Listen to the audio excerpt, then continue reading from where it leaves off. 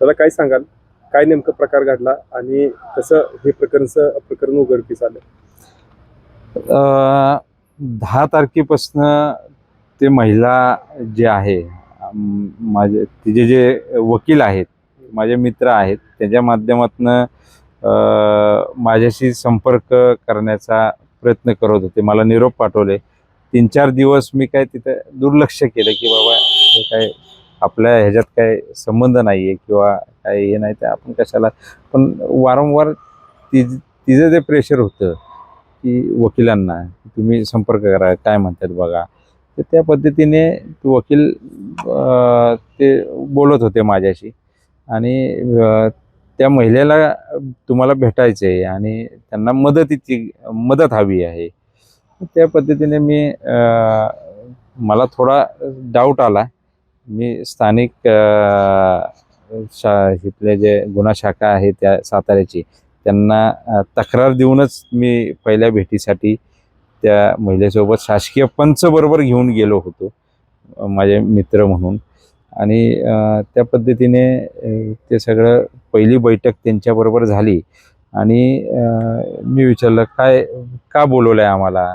तुम्ही जे ह्या बैठकीसाठी आम्हाला इथे बोलवलेलं आहे, काय तुमची अडचण आहे का? तुम्हाला खरंच त्रास दिला गेला आहे का जया भाऊंकडनं?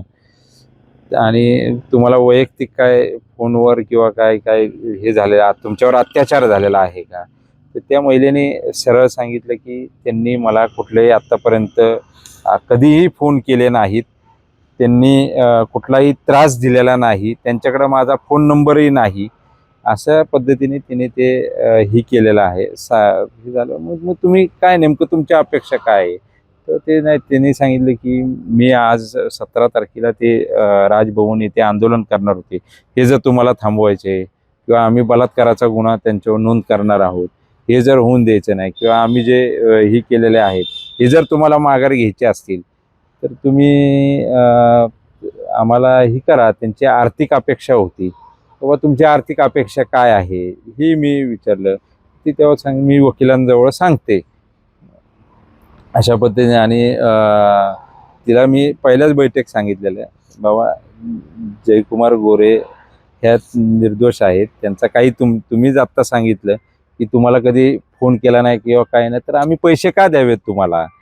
आणि तुम्हाला आंदोलन करायचं असेल तर तुम्ही बिंदास करा. आम्ही काय तुम्हाला प्रेशर करणार नाही, करू नका किंवा रोखणारही नाही. अशा पद्धतीने पण तिने शेवट आम्हाला सांगितलं की असं असं वकिलांजवळ मी सांगते आकडा.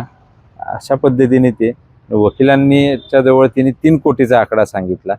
पुन्हा आम्ही ते मग हे सगळ्या बाबी पोलिसांच्या लक्षात आल्यानंतर पोलिसांनी आम्हाला तिला स्वतःला बैठकीसाठी बोलवण्यास सांगितलं. 19 तारखेला आम्ही बैठक कास पठारावर केली तिथे. आणि तिथे तिने तिच्या तोंडाने 3 कोटीची मागणी केलेली आहे आणि ती 2 टप्प्यात आणि रोखीमध्येच पाहिजेत. हे सगळं बाबी पोलिसांच्या ते व्हॉइस रेकॉर्डर जे माझ्याजवळ होते सगळ्या बैठकींमध्ये, त्या सगळ्या बाबी ह्याच्यात आलेल्या आहेत की ती खोटा म्हणजे खंडणी मागण्याचा जो प्रयत्न करत होती, की जे आम्ही खोटे गुन्हे दाखल करू किंवा काय करू. हे सगळं हे लक्षात आल्यानंतर मग तिला धडा शिकवण्याचा आम्ही ही केलं, नियोजन केलं की बाबा ह्या अशा प्रवृत्तीला कुठंतरी आळा बसला पाहिजे, धडा शिकवला पाहिजे. म्हणून जयाभाऊंना ही सगळी गोष्ट सांगितल्यावर जयाभाऊंनी त्यांच्या 15-20 मित्रांकडनं पैसे जमा केले. 1 कोटी रुपये 21 तारखेला आज रोजी आम्ही ते ही केले, तिला बोलवलं आणि ते 1 कोटी रुपये खंडणी घेताना तिला पोलिसांनी पकडलेलं आहे आणि अटक केलेली आहे. यामध्ये दहिवडीतील एक शिंदे गटाचा पदाधिकारी पण अटक झाल्याचं कळतंय. आणखी काही कोण आहेत का या सूत्रधार? काय काय वाटतं? नाही, ते पोलीस तपासातनं हे पुढे येईलच. भरपूर लोक आहेत ह्याच्यामध्ये कट कारस्थानामध्ये. आणि निश्चितपणे ते पोलीस योग्य वेळी सगळे चेहरे पुढे आणतील.